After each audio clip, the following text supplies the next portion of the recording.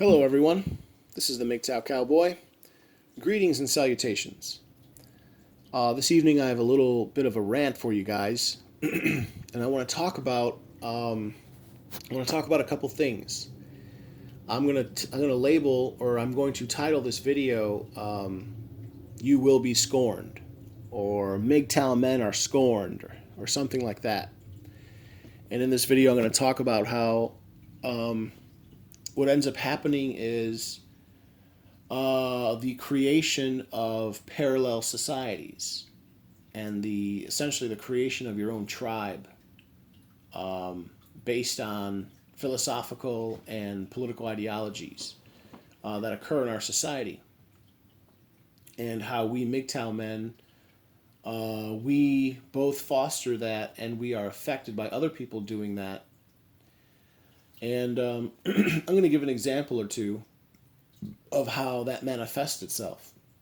So, to get started, let me reiterate the idea that as a Mgtow man, you will become ostracized. You will become scorned.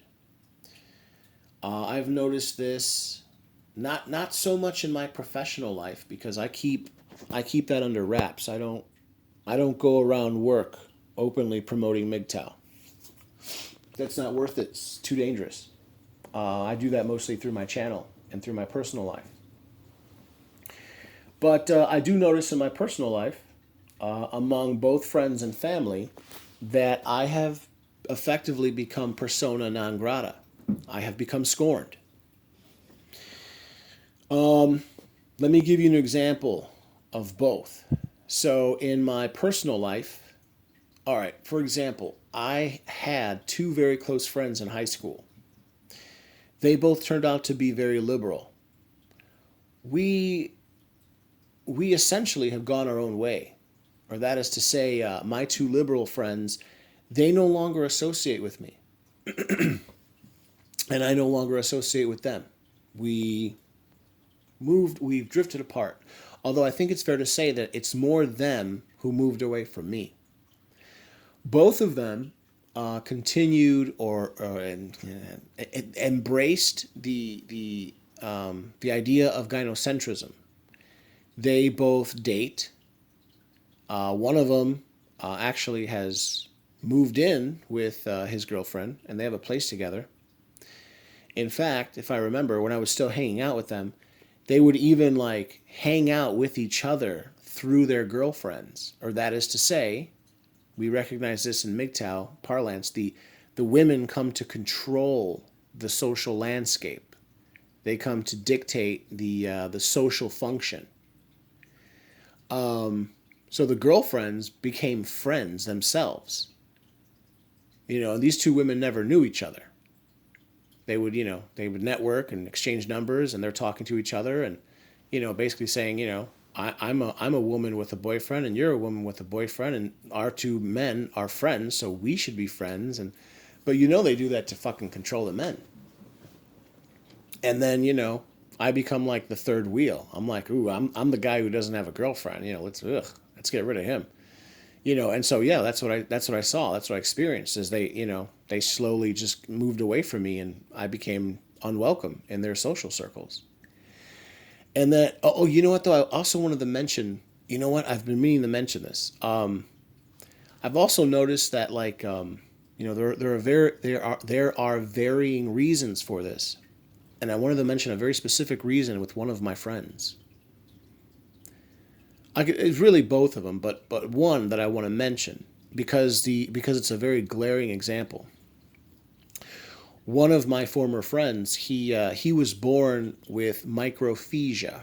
I'll say that again, microphagia. Microphagia is a medical condition where you're born with a deformed or almost completely or completely absent ear.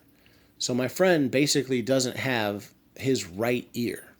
Okay, it's a genetic deformity, and whatever. Upon birth, I guess the doctors, they tried to reconstruct, using like other skin tissue, an ear for him, but they did the best that they could, but it looks all fucked up. And I think I think that had long-term effects on my friend. Namely, I think that women pretty much avoided him. He was never much of a ladies' man, if you know what I mean. Like, for example, in high school, among the three of us, I probably got, the most girls. I was on the wrestling team. I had a six pack when I was 16. I used to get girls. I had a motorcycle at 17 that I would drive to school, you know, and he was like the bookish nerd with no ear, and I think that's, what am I trying to say? I think, my friend understood that. Okay, see, this all gets back to, like, you got to understand, like, SMV, and the you have to be able to properly learn and to map the social landscape, and you know in Mgtow we say that men are the gatekeepers to relationships and marriage. That's true, but women are the gatekeepers to sex and reproduction. And I think that my friend always acutely felt that the women in our groups, in our social circles, never wanted him. And that's true. He was basically, they didn't like him. And I think that what some men do is essentially they sell out. They sell out. They say, you know what? I'm so desperate for female validation and acceptance, and hopefully, a chance at reproduction, that I am willing to submit to the female collective. I'm willing to allow women to control my life because I only have one ear, and I'd better do what these women say. Otherwise, they're not going to want to have sex with me, and I'm never going to be able to have kids, and then I'm going to be a nobody. And since I put all my value, and since I screen, since I see myself as, since I mostly see my value in society through serving women, I better get with the program, do what they say, or I'm never going to get my pee-pee touched. Now, I know I'm not like a clinical psychologist, but, I don't think that you need to be a doctor to learn some of the basic techniques to analyze people, to psychoanalyze people. In fact, I think I can do it pretty well. Yeah, and in the case of my friend, or my former friend, I think that drove him very much. I think that he was very self-conscious about that. And so I think that's one reason why a lot of men, if you analyze men, a lot of the men that fall into gynocentrism, they tend to be men like that. There's something wrong with them. And so they don't develop that love of the truth, that love of what's right and good, that dignity and courage and self-respect. They don't have that. They don't have it, and they don't want you to have it. It's envy. If they can't have it, you can't have it. I think that's where a lot of that comes from. Anyway, so that's one example from my friend. And then, from my family, it's different, but it's similar. It's like, it's been years now, going on 3, I don't know, 4 at least. Yeah, maybe 4. Christmases, Thanksgivings. I'm not really, called and invited anymore, where I used to be every year. I'd get a call. Hey, what are you doing? If you just come and stop by, Thanksgiving, come and get a plate, free food. Come. Well, we miss you. Oh no, I don't get that anymore. And I know why. It's because, I've made my ideas known to my family, and that is that, I don't put up with any female bullshit. If for any reason, I can't, just like a man, just like a woman. If I catch women lying, or any sort of engaging in any sort of manipulative behavior, I call them out. And they don't like that. And so they form a consensus. They decide that, I'm persona non grata. And then all of a sudden, I'm out. And then what ends up happening is the men in the family, they see this and they go along with it because they're, mostly, not all, but mostly married, and they know, the men know, marriage provides a certain amount of power to the women. And so the men understand, I am now, since I married my wife, I am subject to her, and I better do what she says. Otherwise she can make problems for me. She can divorce me and take all my money. So it's the same thing. These men, they fall in line. Secretly they know that these women, they lie and they're abusive and all that. But again, it's the same thing. I think the men say to themselves, I'm in a better position than Joe. I got a wife, and Joe doesn't. But really, it's like they're not in a better position. They're in a worse position. I can get sex if I want from multiple different women. They can't. They can't step out of their marriage. In many cases, I surmise the sex lives of these men has dropped to nothing. While I still have, I'm not bragging, I still have maybe not a vibrant sex life, but I still get it. So the perceived benefits, the benefits that they perceive they're going to get, they don't even get. And then, there's also like the perceived benefit that they will be like a respected member of society since they have a woman, I don't, that just comes down to, perceived value. They think that they get that. And I suppose maybe to a certain extent they do. I think people treat you differently when you have a wife or when you have a girlfriend. But is that worth it? Is it worth the freedom?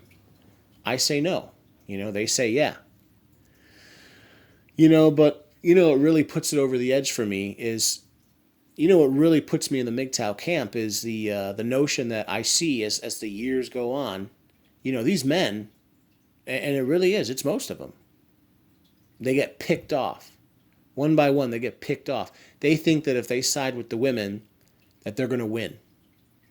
And, they don't think it's... but you have to understand, by choosing the men, by choosing the women over the men, these men are effectively throwing us men, the Mgtow men, under the bus. They're making it harder for us to create that social change that we need and want to positively affect the, to improve the lives of other men. But they don't care. They know that they're screwing over other men, but they don't care. And they think that they're, they're going to win. But they end up not winning. I mean, statistically, if you look, statistically, if you look, these men, most of them, they get divorced. What is it, like 51%? There's a 51% divorce within 4 years. Within 7 years, it's about 70%. Within 10 years, it's almost approaching 90%. Almost 90%, or 9 out of 10. Basically, it's what, 80. I think I remember reading it's like 88% or 89%. Basically, 9 out of 10 marriages do not even last 10 years. It's like, and I just see that over and over and over again. And I'll give one quick example of my family. I have this uncle. His name is Joe. My name is Joe. I have an uncle named Joe. He was in the Navy. He got married.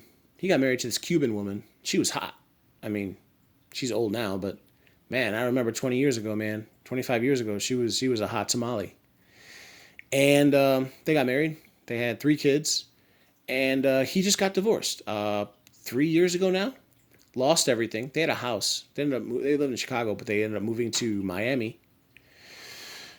He was always cheating on her. I actually remember that there were a number of times when it happened more than once. And those were just the times that I saw. It happened more than once where the Chicago police, would show up at my door late at night. And I get a knock on the door, and they'd say, "Hey, can we speak with you for a second?" I say, "Yeah, what's up?" They say, "Is your father home?" Because my father was a Chicago police officer. And I'd say, "Yeah."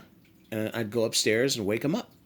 And he'd come downstairs, and we'd go outside, and my Uncle Joe was under arrest. They got him again for prostitution. He was cheating on his wife so bad. But whatever. If you knew someone in your family who was a cop, they might let you go, and there were considerations. They knew it could ruin your marriage, and so they would take you to your brother's house. Yeah. It was just amazing. But anyway, the point is, he got what was coming to him. He was cheating on his wife, and whatever. His divorce fell apart. She took everything. He ended up hungry and homeless on the streets. And they bought a real nice big house in South Florida, in Miami-Dade. Wouldn't you think that they would, they'd be forced to sell the house, So they would equally split the equity in the house, and he would start over again with maybe like 80, 100 grand in the bank. No, he lost everything. He had to start all over again from nothing at like 60 years old. And so, but he was the biggest simp. He would correct me in front of family members and say, "Hey, you don't talk to women like that.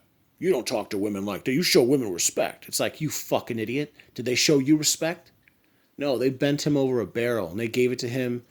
They gave it to him raw. And you know what? I don't feel sorry for him because he made his decision. He chose to side with gynocentrism, with the female collective, thinking that he would be spared the wrath of their male hatred, of their supremacist views, and he wasn't. He ended up being destroyed. And that just that really really pisses me off. But anyway, that's just another example. So I guess I'll wrap this up in just a minute here. I just wanted to point out that as a man, you got to make a decision about whether you're going to put up with female supremacy or gynocentrism in your life. If you do, you will be brought into the fold.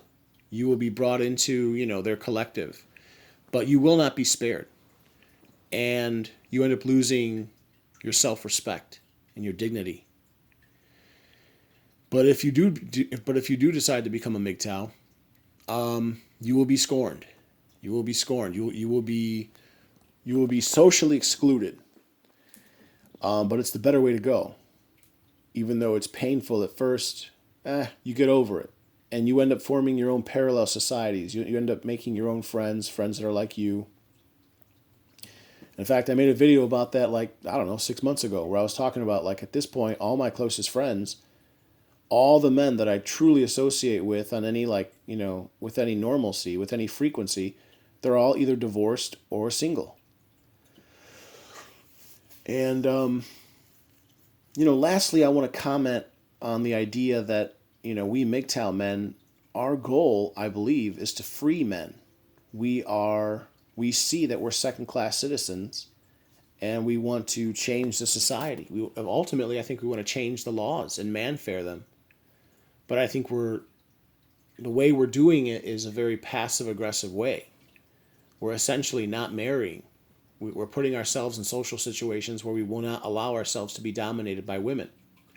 But this is the long road. This is the long way to do it. I'm reminded of, lastly, I just want to mention a couple of quotes by Gandhi, Mahatma Gandhi, the guy who freed India. He made a good quote. He said, be the change in the world that you want to see. And I think that's what Mgtow are. They're men who we're bringing the change. We're actually standing up to the female collective and female supremacy. And then he's got another good quote. He says, he's talking about how to affect political and social change. He says, at first, they ignore you. Secondly, they make fun of you. Thirdly, they fight you. And then lastly, or fourthly, then you win. And I think that's what we Mgtow are. We are these guys who we're voting with our feet. But I think that we're early on in the process. This is not going to last weeks or months. This is going to last years and years and years. This could stretch out to decades. I think that we're in the phase where they're not ignoring us anymore, but now they're starting to make fun of us. And then I think in the coming years, they're going to start attacking us. In fact, maybe we're kind of already seeing that now. There's certain people coming out saying that maybe incels are terrorists. So I can already see the rumblings of that. So anyway, I'll leave it at that. These are just some random thoughts I was having. Gentlemen, if you like my work, please like, please comment, please subscribe, and please share. I'll leave it at that. This is the Mgtow Cowboy. Over and out. Bye now.